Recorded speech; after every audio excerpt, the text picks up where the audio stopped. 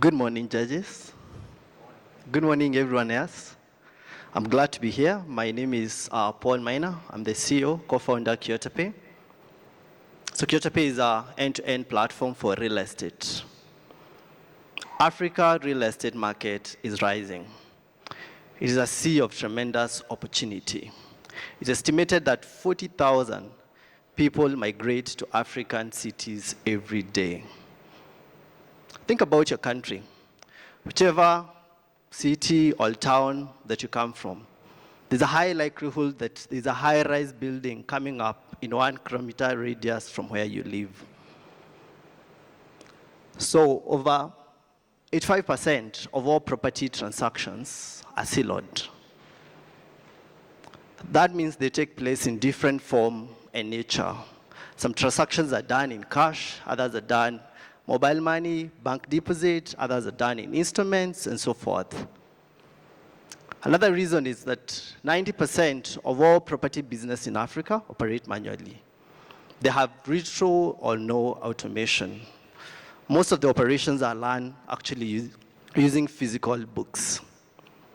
Finally, despite an annual investment of more than $100 billion that is put into property investment in Africa, there's still a huge shortfall of about 51 million housing units that still exist in the continent. And I'll tell you what we're doing at Kiotapay. Not moving.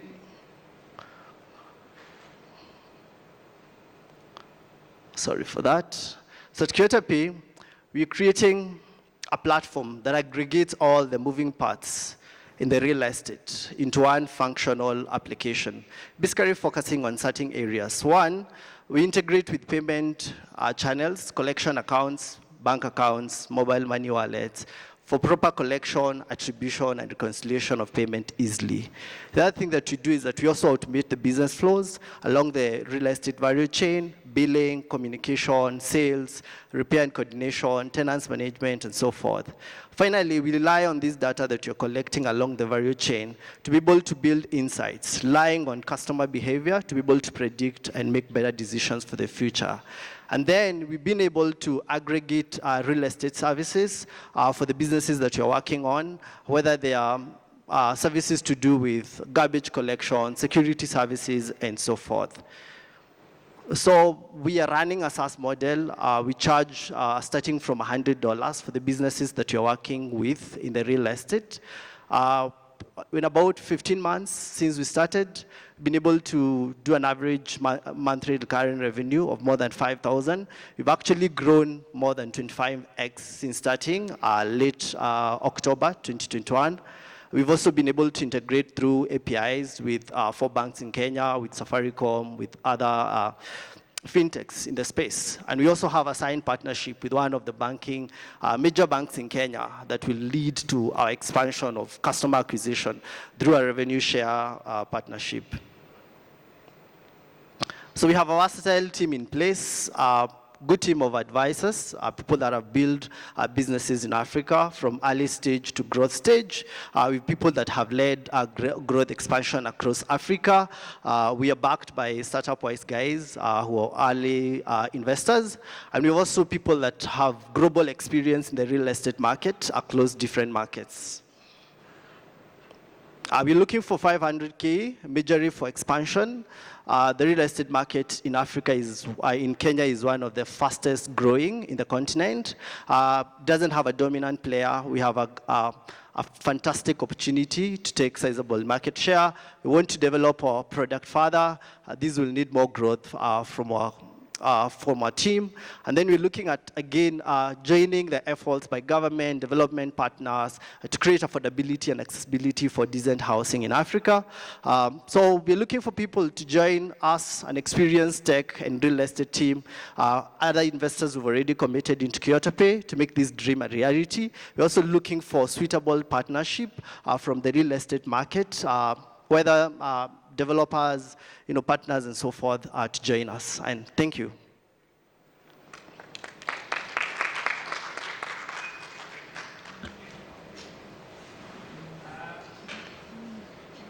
Okay, me again. Yeah. I'm sorry. Hey, Paul, good to see you. Good to see you. You know, we love the product and the team. Question, competition. You were saying it's a quite fragmented market in the space, still no dominant player. Can you explain us a little bit what will be different or is different in Kiotapay to maybe be the dominant player in the market in the future? Okay. We have a fragmented market, yes. It's made of traditional ELP companies that are focusing towards this market.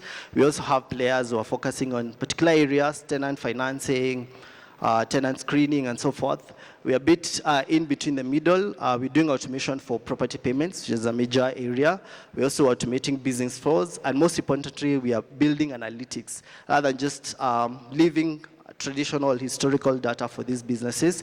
We're allowing them to be able to leverage on the data they have to make better decisions and to become more efficient in their operations. Yeah.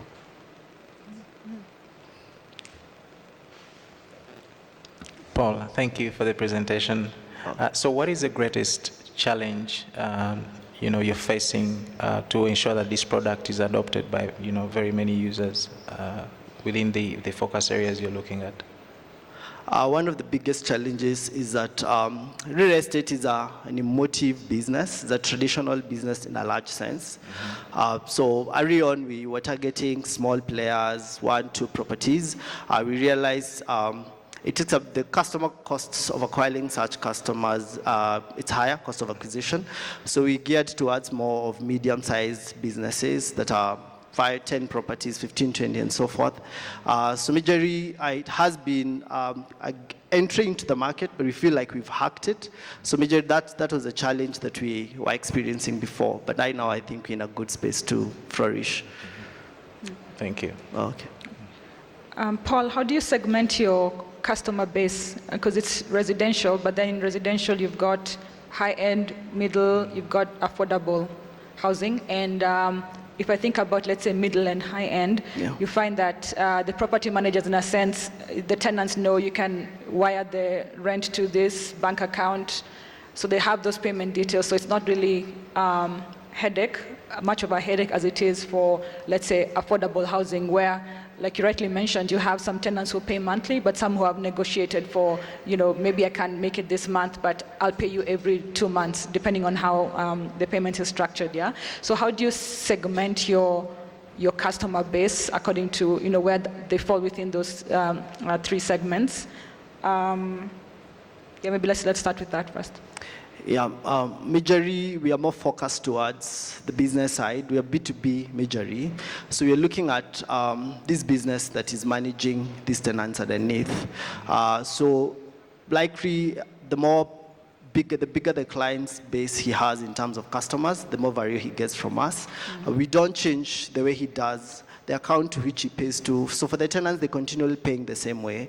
But it's now for the property owner who gets to enjoy that comfort of having all that in a centralized place. Whether it's coming from pay bills, bank deposit, he gets a bit of proper visibility. So in terms of our target area, we are more biased towards aggregators or people with multiple properties, managers who are bigger in the space. And that's how we've segmented it. So we are going for the medium-sized customers. Yeah. A follow-up point is, I think there's also an opportunity if you look at individuals who are actually doing developments, and they cannot afford a full-time property manager, but they have a full-time job, they're sitting in their office, and they don't want the headache of having to think about working with an agent who, wouldn't exactly be straight with them, yeah? So I think there's an opportunity there maybe worth exploring, and you might balance out your customer base, but I think it's definitely a good space you're in.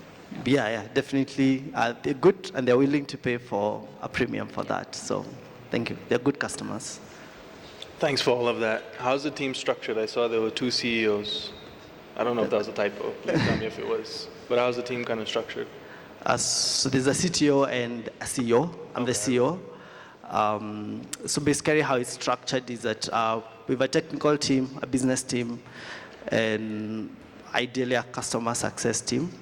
Then below the technical team, of course, we have the product leads and the onboarding team and so forth. So it's properly structured both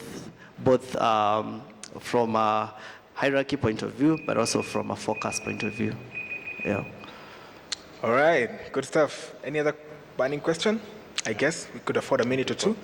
So, thank you so much for your presentation. Maina, we wish you all the best. Any last words? I'll be seated in that spot, so I'm expecting checks. You're expecting checks? Okay. Good stuff, good stuff. Okay, thank you. Let's appreciate Maina.